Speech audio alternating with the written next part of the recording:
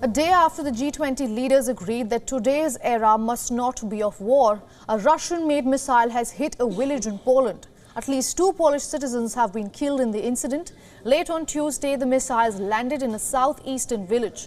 This is just 6.4 kilometers away from the Ukrainian border. Local media reports suggest that the strike also hit a grain drying facility. US President Joe Biden has called an emergency meeting with G7 leaders in Bali.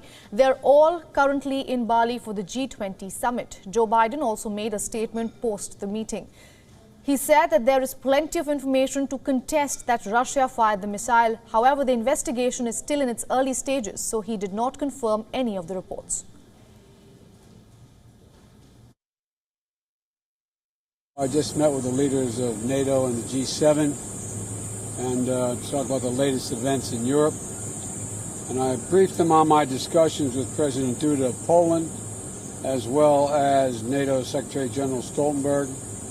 And we agreed to support Poland's investigation into the explosion in rural Poland near the Ukrainian border. And I'm going to make sure we figure out exactly what happened. Too early to say whether this missile was fired from Russia? There is preliminary information that contests that.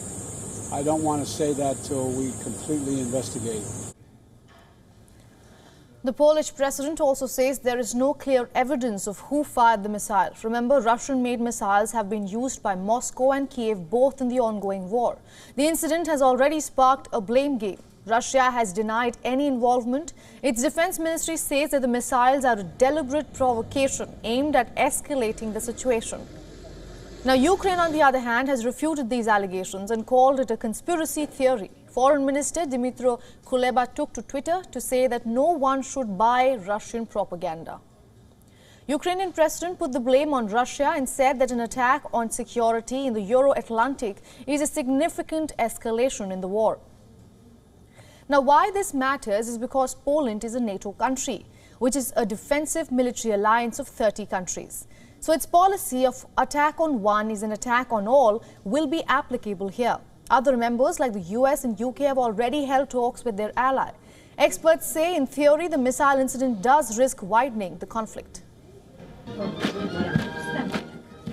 Prowadzimy analizy i konsultacje z naszymi sojusznikami w zakresie potencjalnego użycia artykułu 4 Traktatu Waszyngtońskiego, czyli artykułu, który uruchamia konsultacje w ramach Paktu Północnoatlantyckiego.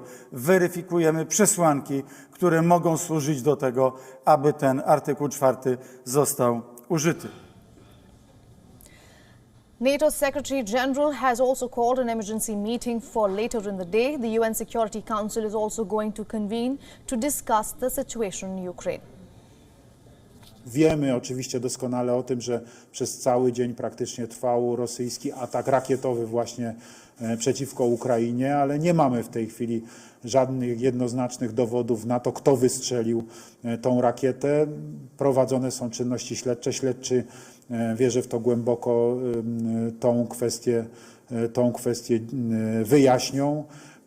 Najprawdopodobniej była to rakieta produkcji rosyjskiej, ale to wszystko jest w tej chwili jeszcze w trakcie badania. Now for more on this, joining us from the G20 host country is our principal diplomatic correspondent Siddhant Sibul. Also on the broadcast is Lieutenant Colonel Daniel Davy. He is a defense expert joining us from Virginia, United States. Welcome to the broadcast, both of you. Siddhant, I want to start with you. We are being told that leaders were woken up mid-sleep to the news of a missile landing in Poland. Since then, there has also been an emergency meeting with G7 and NATO leaders. What else are you hearing from Bali?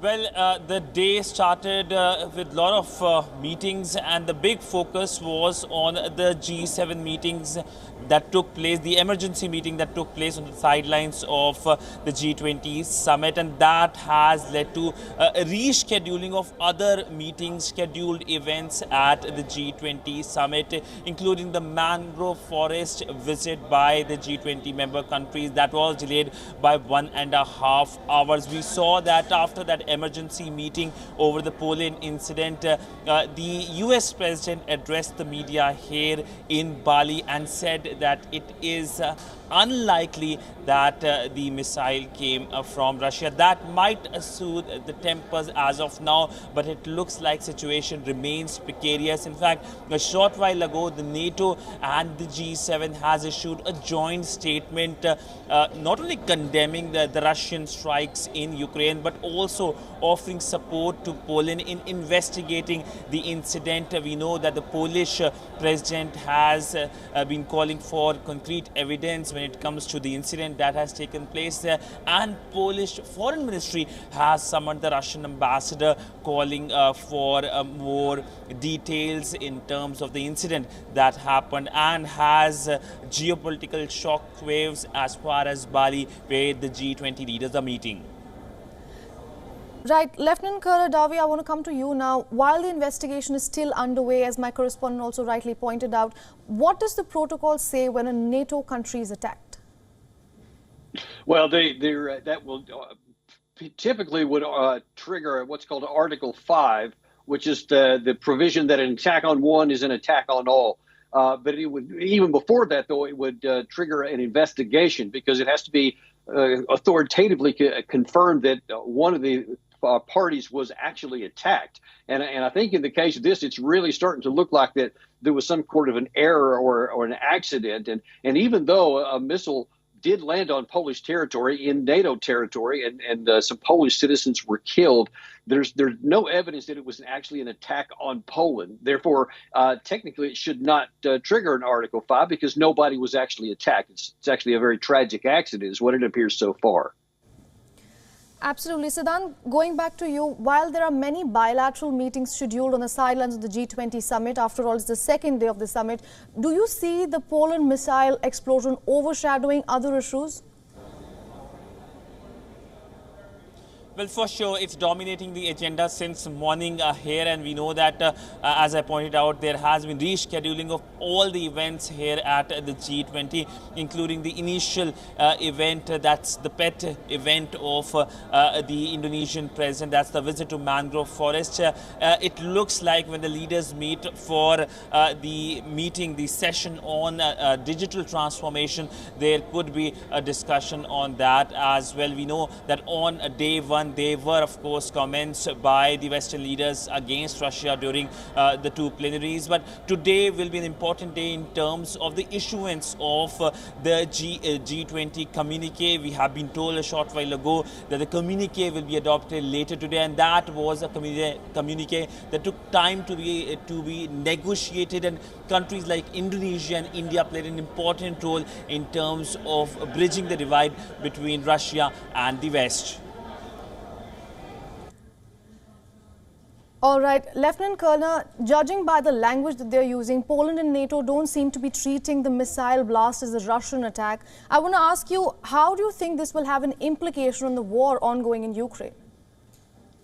Well, I think that it was just, I think most people are going to recognize this as a dodged bullet, because this is one thing that many people, myself included, have been concerned about, is that an accident or a miscalculation or a mistake could inadvertently draw NATO in. And, you know, they're so close there on the border, and there's so much activity.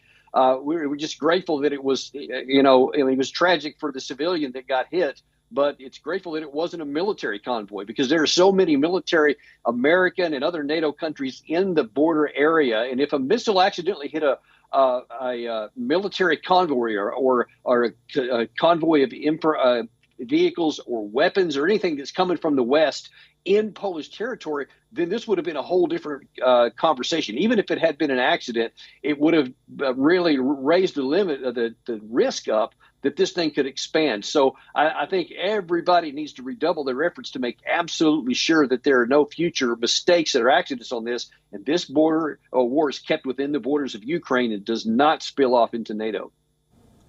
Right, Lieutenant Colonel, I want to continue with a point you just made. You know, back in February, when the war had started, we had some experts from Kiev, and at that point they had told us that Russian missiles are not very precise. Given that today's missiles landed just 6 kilometers from the Ukrainian border, do you think that there was a possibility that this was by mistake?